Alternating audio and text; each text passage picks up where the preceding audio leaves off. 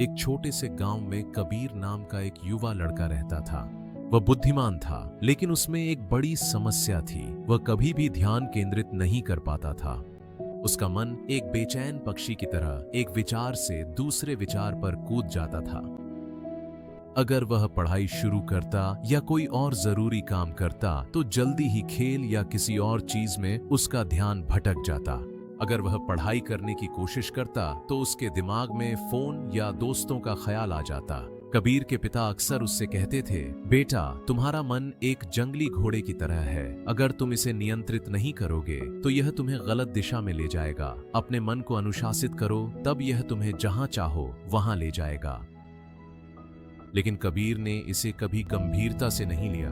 एक दिन एक वृद्ध और बुद्धिमान शिक्षक, जिनका नाम गुरुजी था, जो युवाओं को सफलता दिलाने के लिए प्रसिद्ध थे, कबीर के पिता उसे गुरुजी से मिलवाने ले गए और उसकी समस्या समझाई। गुरुजी मुस्कुराए और कबीर को पानी से भरा एक छोटा गिलास देते हुए बोले, इस गिलास को पकड़ो और मेरे बगीचे में घूमते हुए एक भी बूंद गिरने मत देना। ये आसान लग रहा था, लेकिन जैसे ही कबीर चला, पक्षी चहचहाने लगे, पत्ते सरसराने लगे और पास में दूसरे बच्चे हंसने लगे। हर बार जब वह इधर उधर देखता, पानी गिर जाता। जब वह लौटा तो आधा गिलास खाली था।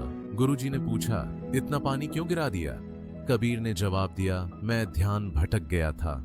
गुरुजी बोले, यह गिलास तुम्हारे लक्ष्य की तरह है और इसमें भरा पानी तुम्हारा ध्यान है। तुम्हारे आसपास की चीजें जो तुम्हें भटका रही हैं, वे दुनिया के शोर की तरह हैं। अगर तुम अपने मन को अनुशासित नहीं करोगे और अपने उद्देश्य पर केंद्रित नहीं रहोगे तो तुम सब कुछ खो दोगे और पता भी नहीं चलेगा।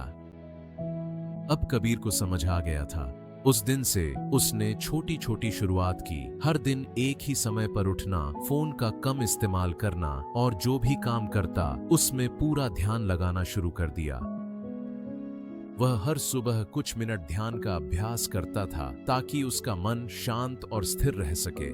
शुरुआत में यह मुश्किल था। उसका मन अब भी भटकता था, लेकिन वह बार बार उसे वापस अपने काम पर ले आता था।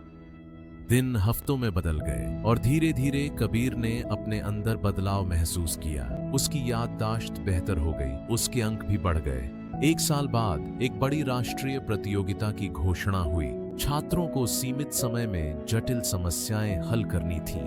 कबीर ने भाग लिया। प्रश्न कठिन थे और कई छात्र घबरा गए, लेकिन कबीर शांत रहा। उसने एक बार में एक ही प्रश्न पर ध्यान केंद्रित किया, ठीक वैसे ही जैसे गुरुजी ने उसे पानी के गिलास के साथ सिखाया था। जब परिणाम आए तो कबीर को विजेता घोषित किया गया। सभी ने खुशी से तालियां बजाईं।